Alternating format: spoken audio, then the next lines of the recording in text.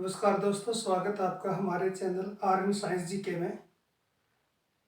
दोस्तों, हम आज जो क्वेश्चन करेंगे फिजिक्स के क्वेश्चन होंगे और फिजिक्स का जो टॉपिक होगा वो एनर्जी का होगा, यानी ऊर्जा का।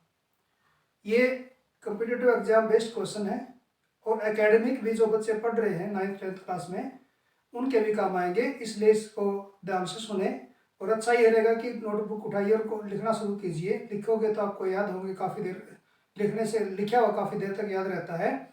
तो हम शुरू करते हैं। आज का हमारा जो टॉपिक है वो है एनर्जी का।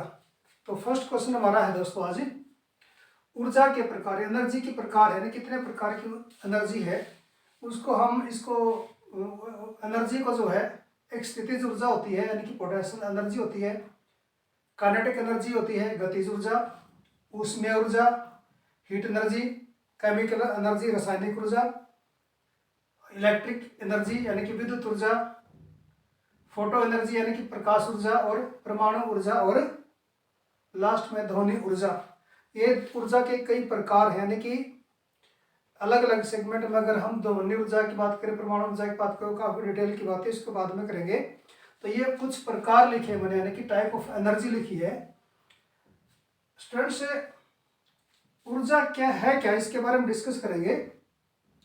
कार्य करने की क्षमता को ऊर्जा कहते हैं, यानी कि जब हम कोई कार्य करते हैं तो उसको एनर्जी यूटिलाइज होती है, तो उसी को हम ऊर्जा के प्रकार बांटे हमने। नेक्स्ट क्वेश्चन जो हमारा है, ऊर्जा का मात्रक क्या है। ऊर्जा का मात्रक है, यानी कि unit of energy is joule, यानी कि एनर्जी की जो यूनिट है, मात्रक है, वो क्या है, जूल है।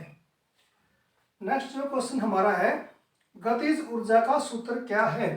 गतिज ऊर्जा, इसको एक्सप्लेन करना चाहता हूँ। गतिज ऊर्जा है क्या, काइनेटिक एनर्जी जिसको बोलते हैं। अगर किसी ऑब्जेक्ट के अंदर कोई ऑब्जेक्ट मोशन में है, गति में है, उस गति के कारण अगर उसमें कोई एनर्जी है तो उसको हम क्या बोलते हैं, गतिज ऊर्जा बोलते हैं। और इसका सूत्र क्या है, 1/2 mv²। m जो है बॉडी का मास है, v जो उसकी वेलोसिटी है। तो अगर किसी वस्तु के अंदर, हमने किसी ऑब्जेक्ट के अंदर गतिज ऊर्जा निकालनी है तो इसके अंदर अगर मास और v की वैल्यू दे रखी है तो हम ये सूत्र लगाएंगे 1/2 mv²। नेक्स्ट है स्थितिज ऊर्जा, यानी कि पोटेंशियल एनर्जी। पोटेंशियल एनर्जी क्या होती है, अगर किसी ऑब्जेक्ट के अंदर उसकी पोजीशन के कारण जो एनर्जी है उसको हम पोटेंशियल एनर्जी, स्थितिज ऊर्जा बोलते हैं। सपोज करो हमने कोई पत्थर ऊपर उठाया, एक पोजीशन हाइट पर ले गए उसको हम। अब उस हाइट में जब तक उसको पकड़े हुए हैं तो उसके अंदर कौन सी एनर्जी है, पोटेंशियल एनर्जी है। अगर उसको छोड़ देंगे, उसमें मोशन आ जाएगी तो कन्वर्ट हो जाएगी काइनेटिक एनर्जी में। तो अगर किसी पोजीशन के कारण अगर किसी के अंदर एनर्जी है तो उसको क्या बोलेंगे, स्थितिज ऊर्जा। और इसका सूत्र होता है mgh। m होता है mass of the object, g होता है ग्रेविटेशनल फोर्स जो पृथ्वी लगाती है, और h होता है हाइट। g की वैल्यू हमेशा 9.8 मीटर पर सेकंड स्क्वायर होती है, यानी कि g की वैल्यू कितनी होती है, 9.8 मीटर पर सेकंड स्क्वायर। यानी कोई ऑब्जेक्ट को छोड़ेंगे तो प्रत्येक सेकंड के हिसाब से 9.8 मीटर उसकी जो स्पीड बढ़ती चली जाएगी। ये इसका g की वैल्यू है। नेक्स्ट जो हमारा कार्य क्या है, अगर हम किसी ऑब्जेक्ट के ऊपर फोर्स लगाते हैं, यानी कि बल लगाते हैं, अगर उसमें डिस्प्लेसमेंट हो जाता है, यानी कि अपनी जगह से विस्थापित हो जाती है वो चीज़, तो हम कहते हैं कार्य हुआ है। यानी कि कार्य किसके बराबर हो गया, बल यानी कि फोर्स मल्टीप्लाई डिस्प्लेसमेंट यानी कि विस्थापन। यानी कि जब बल लगाया और ऑब्जेक्ट विस्थापित हो गया, डिस्प्लेस हो गया, तो हम क्या कहते हैं, कार्य हुआ है। तो कार्य किसके बराबर हो गया, F गुना में D यानी कि डिस्प्लेसमेंट। नेक्स्ट है शक्ति यानी कि पावर। शक्ति क्या है, पर सेकंड जितनी हम कार्य कर रहे हैं, ऊर्जा खर्च हो रही है, एनर्जी कंज्यूम हो रही है पर सेकंड के हिसाब से, उसको हम कहते हैं पावर। जैसे आपने देखा होगा, मतलब कि इसकी शक्ति इतनी है, 100 वाट है, 200 वाट है। तो ये वाट शब्द क्या दर्शाता है, शक्ति को यानी कि पावर को दर्शाता है, कि उसमें पर सेकंड के हिसाब से एनर्जी कंज्यूम हो रही है, तो उसको हम क्या बोलेंगे, पावर। तो पावर का सूत्र क्या होगा, W/T। अगर इसकी कार्य की और समय की दोनों की वैल्यू दे रखी है और हमने शक्ति निकालनी है तो सूत्र क्या लगेगा, उसका फार्मूला क्या लगेगा, W/T। नेक्स्ट है 1 जूल। जूल जैसे मैंने बताया था कि ऊर्जा की एक यूनिट है। 1 जूल यानी कि 1 जूल क्या है, यानी कि जब किसी ऑब्जेक्ट के ऊपर 1 न्यूटन की फोर्स लगे और उसके अंदर 1 मीटर का डिस्प्लेसमेंट हो, फोर्स 1 न्यूटन की लगी, डिस्प्लेसमेंट भी 1 मीटर का हुआ, तब उसको क्या कहेंगे हम, 1 जूल कहेंगे। तो 1 joule is equal to 1 newton गुणा में 1 मीटर, यानी कि जब फोर्स 1 न्यूटन की लगी और डिस्प्लेसमेंट भी इसके अंदर 1 मीटर का हुआ तो उसको बोलेंगे हम 1 जूल। देखते हैं अगला प्रश्न। 1 वाट क्या है? 1 वाट, आपने वाट सुना होगा शब्द, मैंने जैसे पहले बताया पावर है, शक्ति है किसी भी चीज की। 1 वाट क्या है? जब किसी इंस्ट्रूमेंट के अंदर 1 सेकंड में 1 जूल ऊर्जा खर्च हो जाती है तो उसको 1 वाट बोलते हैं। आपने जैसे मैंने पहले एग्जांपल दिया, बल्ब का एग्जांपल देखा होगा, इसकी पावर 100, ये 100 वाट का है, 200 वाट का है, 300 वाट का, या प्रेस 500 वाट की है, या रेफ्रिजरेटर 750 वाट का है। ये जो वाट है ये क्या पावर है, ये कंज्यूमशन दर्शाता है कि 1 सेकंड में कितनी एनर्जी कंज्यूम होती है इंस्ट्रूमेंट के अंदर, तो उसको बोलते हैं वाट। अगर कोई 100 वाट लिखा हुआ है किसी बल्ब के ऊपर तो इसका मतलब उसके अंदर 100 जूल ऊर्जा पर सेकंड में खर्च हो जाती है।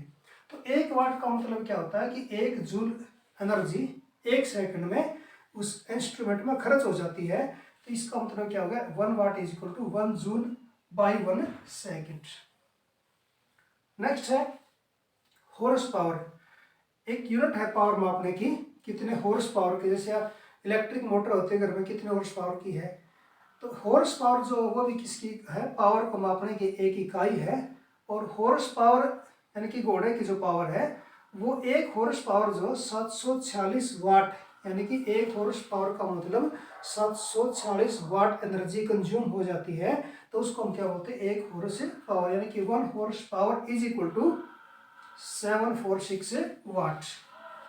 नेक्स्ट जो देखते हैं, 1 कैलोरी के अंदर कितने जूल होते हैं। 1 कैलोरी जो होती है उसके अंदर वो 4.186 जूल होते हैं। नेक्स्ट है 1 किलोवाट घंटा। 1 किलोवाट घंटा में कितने जूल होते हैं। 1 किलोवाट घंटा यानी कि 1 घंटे के अंदर जितनी एनर्जी कंज्यूम हो जाती है उसको किलोवाट घंटा बोलते हैं। और 1 किलोवाट घंटा के अंदर 36 लाख जूल होते हैं। कितने होते हैं, 36 लाख जूल। इसको हम ऐसे भी दे सकते हैं 3.6 × 10⁻⁶ जूल। नेक्स्ट क्वेश्चन हमारा, बल का मात्रक यानी कि बल की यूनिट क्या है, न्यूटन मीटर। न्यूटन मीटर यानी कि किसी बल का मतलब क्या होता है, जो किसी वस्तु के अंदर वो धक्का या खिंचाव है, फोर्स है, जो किसकी अवस्था में परिवर्तन कर दे उसको हम बल कहते हैं। तो वो किसके बराबर हो गया, न्यूटन मीटर, यानी कि फोर्स लगाई और उसमें डिस्प्लेसमेंट हुआ तो इसकी होगी न्यूटन मीटर। नेक्स्ट जो क्वेश्चन है स्टूडेंट से, पृथ्वी की सतह पर रखे पत्थर में ऊर्जा कौन सी होती है। अगर जैसे मैंने पहले बताया, अगर आपने सरफेस के ऊपर कोई पत्थर रखा हुआ है जमीन के ऊपर तो उसमें कौन सी होती है, स्थितिज ऊर्जा, यानी कि अवस्था के कारण। अगर आप किसी हाइट पर रख दोगे तो भी स्थितिज ऊर्जा होती है, यानी कि पोटेंशियल एनर्जी होती है। अगर उसको छोड़ दोगे आप और मूवमेंट शुरू होगी तो potential energy change into kinetic energy. तो सतह पर रखे पत्थर में कौन सी होती है, स्थितिज ऊर्जा होती है। चलते हैं नेक्स्ट क्वेश्चन की ओर। देखो नेक्स्ट क्वेश्चन क्या है, 1 किलोवाट घंटा का विद्युत ऊर्जा का अर्थ। 1 kWh किलोवाट हावर, 1 किलोवाट घंटा, यानी कि 1 किलोवाट घंटा में जो मैंने बताया था कितने जूल होते हैं, 1 किलोवाट घंटा में 36 लाख जूल। तो इसका मतलब क्या है, कॉमर्शियल तौर पर हम इसको किलोवाट घंटा को यूनिट मानते हैं, यानी कि जो इलेक्ट्रिक कंज्यूम हम करें इलेक्ट्रिसिटी, तो उसका 1 यूनिट का मतलब क्या होता है, 1 किलोवाट घंटा, यानी कि 36 लाख जूल एनर्जी हम खर्च कर रहे हैं पर सेकंड घर के अंदर, तो उसको क्या बोलते हैं, यूनिट बोलते हैं। 1 किलोवाट घंटा का विद्युत ऊर्जा का के संबंध में क्या अर्थ है, यानी कि उसको हम कॉमर्शियल तौर पर क्या कहेंगे, यूनिट कहेंगे, 1 यूनिट। नेक्स्ट है, किस वैज्ञानिक ने विद्युत के ऊष्मीय प्रभाव के बारे में बताया। यानी कि जब किसी कंडक्टर के अंदर से इलेक्ट्रिसिटी जाती है तो उसमें हीट पैदा हो जाती है। आपने भी ऑब्जर्व किया होगा, लगातार अगर किसी चीज़ के अंदर आप इलेक्ट्रिसिटी पास कर रहे हो तो उसमें हीट अप हो जाता है, यानी हीट हो जाती है। तो ये किसने बताया था, किस वैज्ञानिक, जेम्स प्रेस्कॉट जूल ने। ये वैज्ञानिक का नाम है जेम्स प्रेस्कॉट जूल, इसी के नाम पर जो है इसका जूल जो यूनिट पड़ी थी इसकी। नेक्स्ट है, खींचे हुए कमान में कौन सी ऊर्जा होती है। तीर कमान आपने देखा होगा, रबड़ उसको खींच देते हैं, जब कमान को खींचते हैं तो उसमें कौन सी एनर्जी होती है, तो उसमें पोटेंशियल एनर्जी होती है। अगला क्वेश्चन देखते हैं। अगर कोई मनुष्य सिर पर भार रख कर खड़ा रहा और थक गया तो उसने कितना कार्य किया। यानी कि सिर पर वजन है, खड़ा हुआ है, तो उसने कितना कार्य किया। थकान भी होगी उसको, तो उसका कार्य शून्य माना जाएगा, क्योंकि जब तक वो खड़ा है, जब तक कोई डिस्प्लेसमेंट नहीं हो रही, यानी कि मूवमेंट नहीं हो रही, तो उसने कोई भी कार्य नहीं किया। ये बहुत सारे एग्जाम्पल हैं, या किसी पशु के ऊपर या गधे के ऊपर वजन डाल के खड़ा रखो उसको, अगर डिस्प्लेसमेंट नहीं होगी तो कार्य भी नहीं होगा। सपोज करो कोई वाल है, वाल के ऊपर आप फोर्स लगा रहे हो, लगाए रहो दिन भर, अगर फोर्स लगाते रहिए, अगर उस वाल के अंदर कोई डिस्प्लेसमेंट नहीं हुआ तो अपने कार्य भी कुछ नहीं किया, यानी कि कार्य क्या हो जाएगा, वो शून्य हो जाएगा। स्टूडेंट्स, अगला जो क्वेश्चन लेते हैं। एक बैटरी बल्ब जलाती है तो होने वाले ऊर्जा परिवर्तन, यानी कि बैटरी से सेल जो देखे ड्राई सेल या बैटरी, उसमें आपने बल्ब को जला दिया तो क्या क्या परिवर्तन हुआ। तो बैटरी के अंदर पहले क्या थी, रासायनिक ऊर्जा थी, chemical energy convert into electrical energy, यानी कि रासायनिक ऊर्जा पहले बदल गई विद्युत ऊर्जा में। और जब विद्युत ने क्या किया, बल्ब को ग्लो कर दिया, जला दिया, तो वो क्या किस में कन्वर्ट होगी, प्रकाश ऊर्जा और उष्मा ऊर्जा में। यानी कि प्रकाश हो गया और क्या होगी, उष्मा भी साथ के साथ क्या होगी, पैदा होगी इसके अंदर।